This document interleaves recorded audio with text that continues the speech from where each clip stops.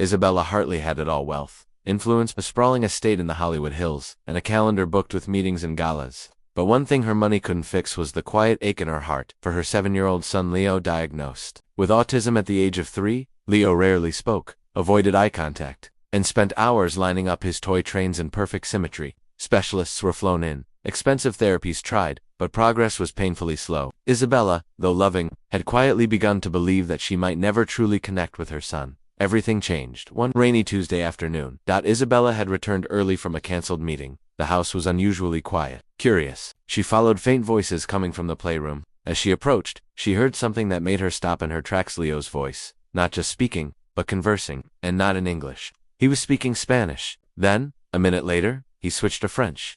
Peeking in, Isabella saw her housekeeper, Maria Alvarez, sitting cross-legged on the floor with Leo, gently guiding him through a playful language game. Flashcards were laid out, labeled in 9 different languages: Mandarin, Arabic, Russian, German, Swahili, and more. Leo's eyes sparkled with focus and joy, his fingers pointing confidently to the correct cards, as Maria applauded softly, her face glowing with pride. For a moment, Isabella could barely breathe. Later, over tea in the kitchen, Maria confessed she had noticed something remarkable in Leo: an extraordinary auditory memory and pattern recognition. On a hunch, she began introducing simple words in Spanish during playtime. Leo responded. Encouraged, she added more languages, making each lesson a game, a rhythm, a dance. It wasn't about forcing him to speak, it was about meeting him where he was. Isabella was stunned. All this time, Leo wasn't unresponsive, he was simply absorbing the world differently, perhaps more richly than anyone had realized. The next day, Isabella arranged a meeting with Leo's therapists and education team. Maria, once just a quiet figure in the background, now sat at the head of the table explaining her methods.